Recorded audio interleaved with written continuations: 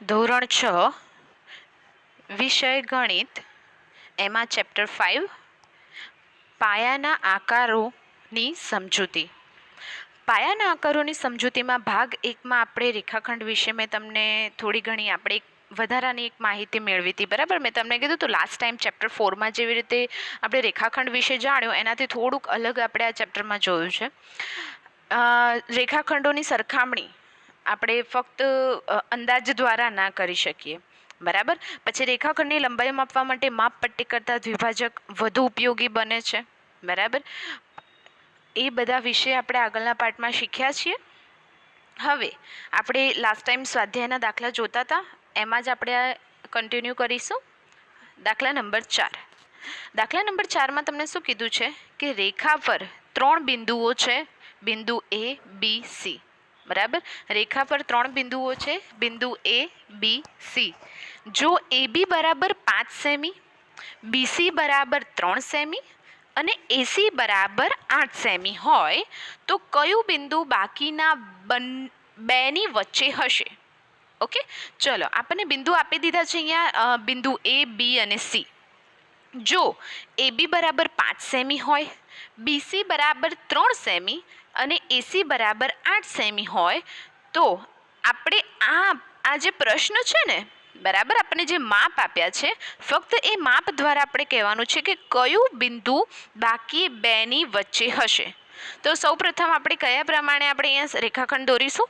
બરાબર, સૌપ્રથમ જોઈએ AB બરાબર 5 સેમી, ધેટ મીન્સ કે જુઓ AB બરાબર મેં અહીંયા દોર્યા છે 5 સેમી, દેખાય છે?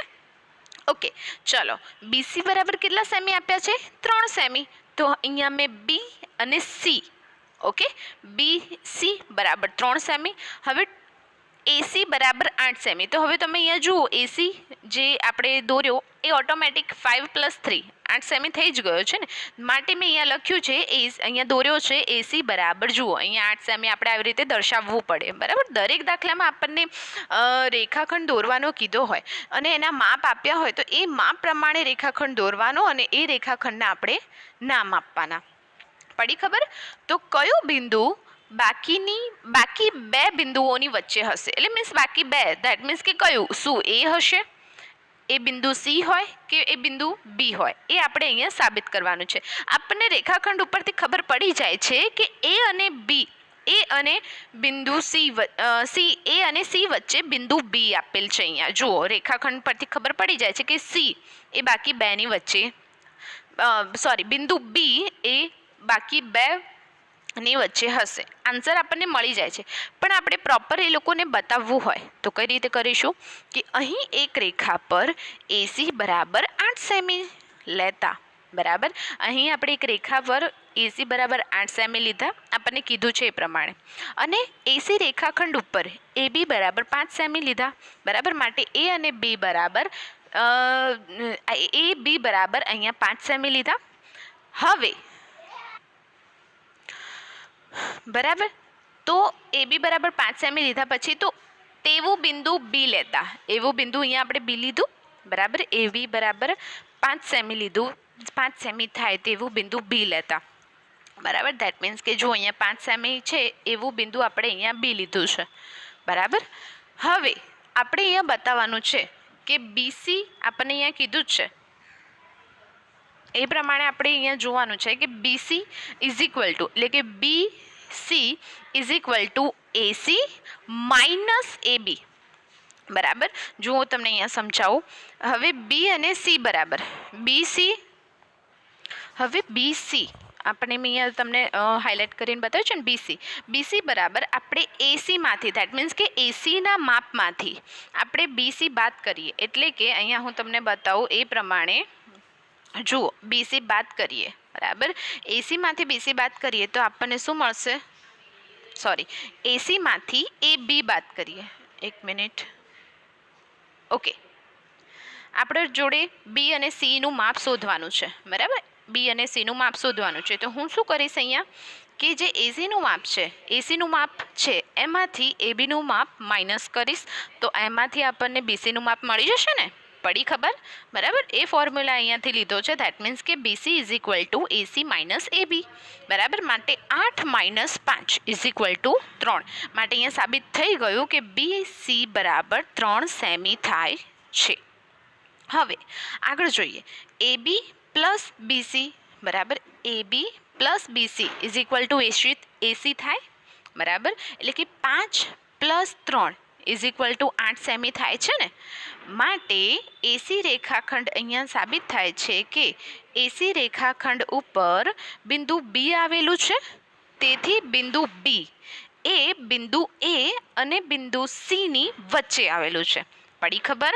આવી રીતે વ્યવસ્થિત લાસ્ટમાં આપણે આન્સર લખવો જરૂરી છે. બરાબર, આપણને ભલે આના ઉપરથી ખ્યાલ આવી ગયો છે, પણ આવી રીતે વ્યવસ્થિત લખવાનું કે એસી રેખાખંડ ઉપર બિંદુ બી આવેલું છે. તેથી બિંદુ બી એ બિંદુ એ અને બિંદુ સી ની વચ્ચે આવેલું બિંદુ છે. ક્લિયર? ઓકે, ચલો આગળ જોઈએ. દાખલા નંબર 5. દાખલા નંબર 5માં આપણને ચકાસવાનું છે કે બિંદુ ડી એ એજીનું મધ્ય બિંદુ છે. અહીંયા જુઓ, તમને બતાવવામાં આવે છે કે એ અને જી બરાબર, એ અને જી આપ્યું છે, જેમાં બિંદુ ડી એ મધ્ય બિંદુ છે. એ તમારે સાબિત કરવાનું છે, એટલે કે ચકાસવાનું છે. અહીંયા આપણને ખબર પડી જાય કે હા, અહીંયા 2 બિંદુ પછી ડી આવે છે અને આ બાજુ 2 બિંદુ પછી ડી આવે છે. દેટ મીન્સ કે આ મધ્ય બિંદુ જ ગણાય. પણ આપણે એ કઈ રીતે આપણે લખીને જોઈશું એ હું તમને બતાવું. ઓકે,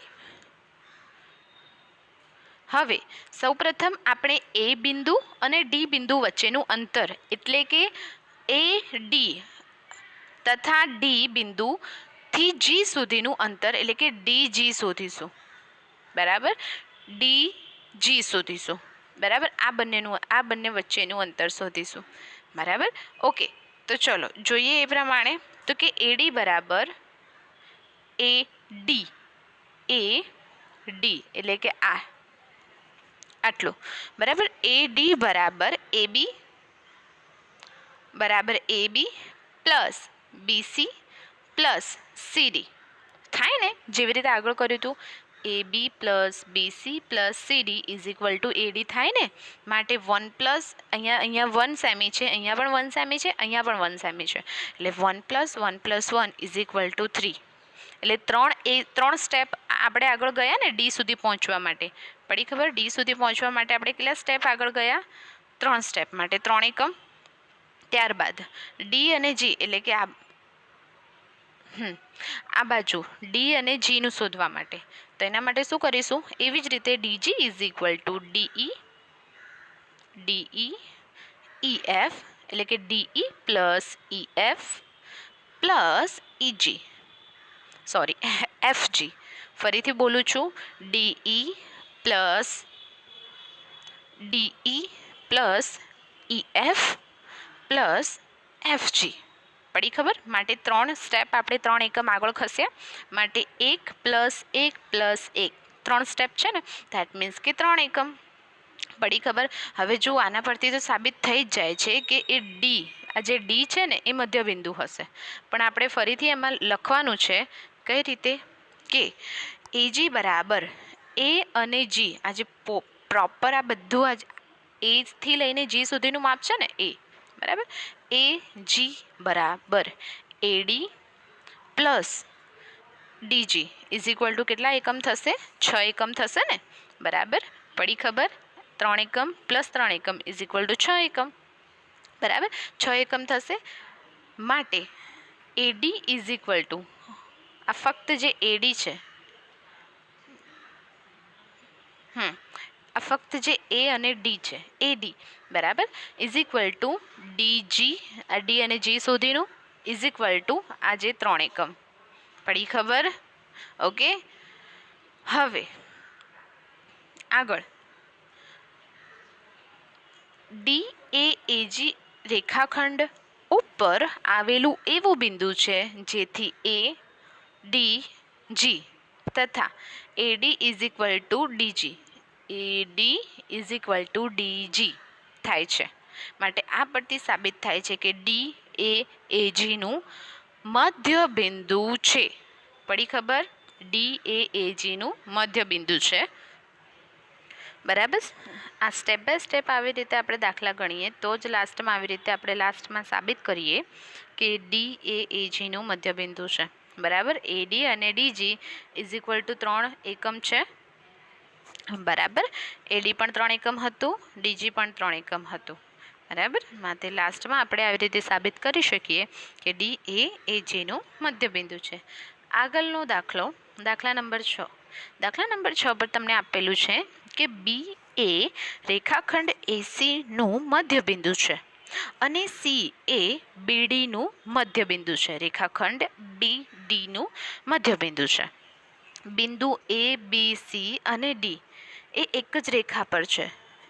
હવે AB બરાબર CD શા માટે કહી શકાય? AB બરાબર CD. બરાબર. એટલે કહેવાનો એમનો મતલબ શું છે કે શું AB નું અંતર એટલે કે માપ એ CD ના માપ બરાબર જ છે? શું આ 2 સેમી હોય તો આ 2 સેમી છે? એ કઈ રીત ઉપર કહી શકાય? બરાબર. તો આપણે સવાલ પ્રમાણે જોઈએ. B એ AC નું મધ્ય બિંદુ છે. બરાબર. તો તમને અહીંયા દેખાય છે કે B એ AC નું મધ્ય બિંદુ છે. C એ BD નું મધ્ય બિંદુ છે. ઓકે. C એ BD નું મધ્ય બિંદુ છે. ઓકે. ધેટ મીન્સ કે A B અને C A B C D એ એક જ રેખા પર છે. ઓકે.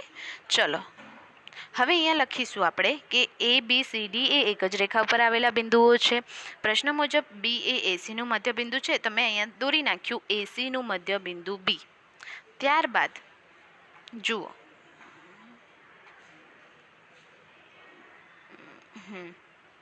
ઓકે. ત્યારબાદ શું આપેલું છે? માટે AB બરાબર BC થાય ને? AB બરાબર BC થાય કારણ કે આનું મધ્ય બિંદુ છે. તો AB નું માપ અને AC નું માપ સરખું થાય. BC નું માપ સરખું થાય. હવે AB અને BC નું માપ અહીંયા સરખું થાય છે. બરાબર. માટે AB is equal two BC થાય છે. એ આપણું પહેલું માપ છે. બરાબર. એ પહેલું માપ છે. હવે BD નું માપ છે, BD નું મધ્ય બિંદુ છે C. B અને D નું મધ્ય બિંદુ છે C. બરાબર. B અને D નું મધ્ય બિંદુ છે C. એટલે કે BC is equal two CD થાય. બરાબર. BC is equal two CD થાય. બંનેનું માપ સરખું થાય છે ને? ઓકે. માટે આપણું પરિણામ 2 પણ તૈયાર થઈ ગયું આપણા જોડે. કેમ આપણે બંને પરિણામ અલગ કર્યા હું તમને કહી દઉં. કારણ કે આપણને જુઓ એ પ્રમાણે જ આપ્યું હતું કે B એ AC નું મધ્ય બિંદુ છે અને C એ BD નું મધ્ય બિંદુ છે. માટે આપણે આવી રીતે વ્યવસ્થિત બંનેનું જે આપણે પ્રશ્ન કર્યા છે ને, જે પણ આપણને વિગત આપી છે દાખલામાં, એ આપણે આવી રીતે વ્યવસ્થિત અલગ અલગ દર્શાય છે. હવે બંને પરિણામને આપણો સરવાળો કરીએ તો જુઓ હું તમને બતાવું અહીંયા. ઓકે. ચલો હું તમને બતાવું. AB is equal two BC છે એ પરિણામ 1 છે. બરાબર. અને BC is equal two CD છે એ પરિણામ 2 છે. BC કોમન, ધેટ મીન્સ કે બાજુમાં થાય તો આપણો જવાબ શું આવશે? AB is equal two CD. બરાબર.